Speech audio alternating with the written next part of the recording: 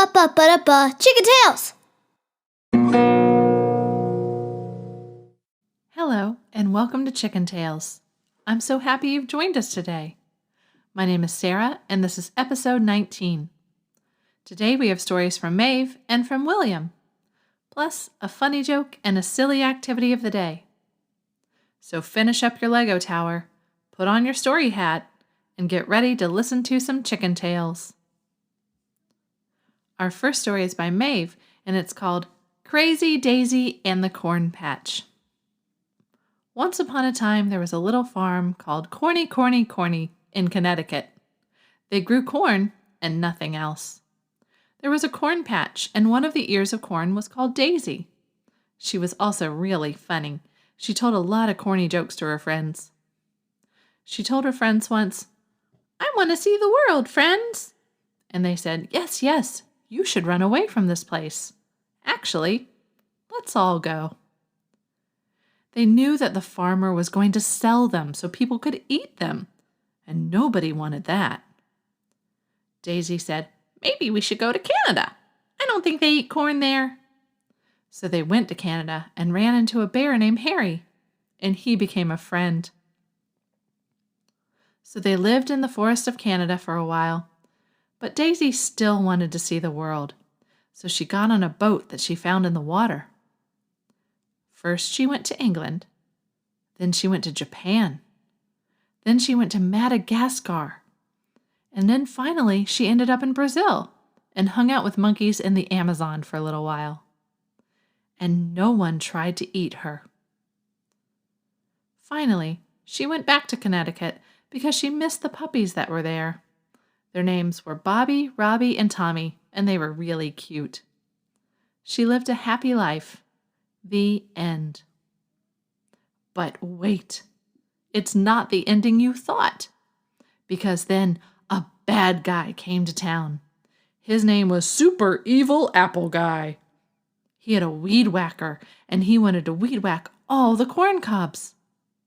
But then Daisy said, and rounded up her puppy friends and put them on a dog sled.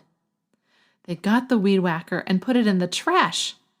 And then the super evil apple guy was so scared that he ran away and never bothered them again.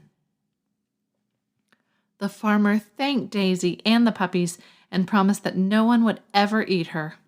She lived happily ever after. The end. P.S. Daisy says hi. Maeve, thanks for your story. Daisy sounds fun and very brave for a corn. Actually, very brave for anybody. I'm happy she got to see the world. I'd like to go to all those places too, especially Madagascar. And what a twist at the end. I didn't expect the super evil apple guy. But then, does anyone really expect a super evil apple guy with a weed whacker? Probably not. I looked up some facts about Madagascar. It's a huge island off the coast of the continent of Africa.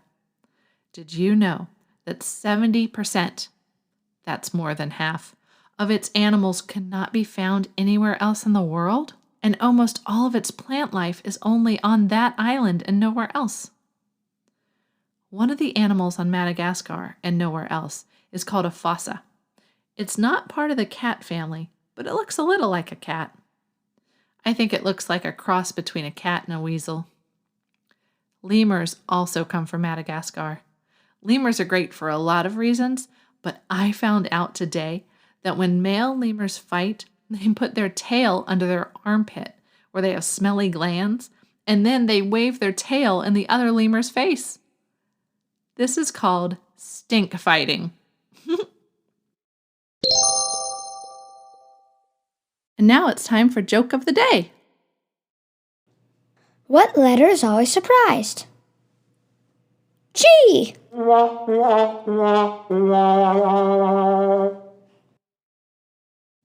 Our second story is by William. It's called The Story That Doesn't Have a Name. Once upon a time, there was a centaur named Book. He lived in the Sahara Desert where he had a friend named Eeny Feeny, who was a scorpion. They built sand castles, and Eenie Feenie could dig so deep that they could visit the turtles that lived underground. Once a year, Eenie Feenie shed his exoskeleton, so for a while after he did that, he didn't have the tough exoskeleton that helped him tunnel.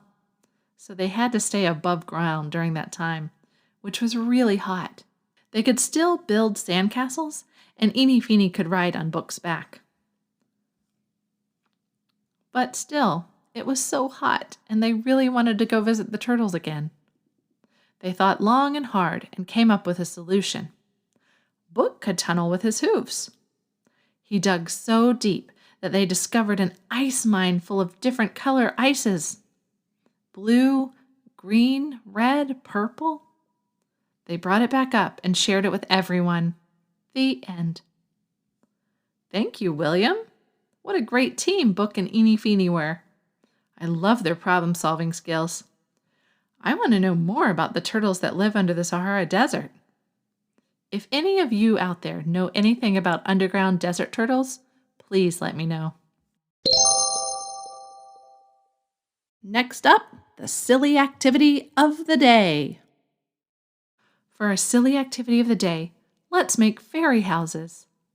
If you've never made a fairy house, they are small houses made of nature materials like sticks and grass and acorns and flowers, things like that. If you make one and put it outside, fairies might move in, especially if you make it nice. But you can also make one inside. Go around your house and collect small items that you think might make a good indoor fairy house. Buttons, socks, Legos, your dog, your little sister, and maybe an inside fairy might move in, or a mouse. Ooh, you could make a mouse house. Okay, friends, that's all for today. Thank you for listening. Remember, the next time you're putting on a play with a chicken, ask it to tell you a story. But if it doesn't have one, you can write one yourself and send it in to us at chickentailspod@gmail.com. Okay, bye-bye. Ba-ba-ba-da-ba, Chicken Tales!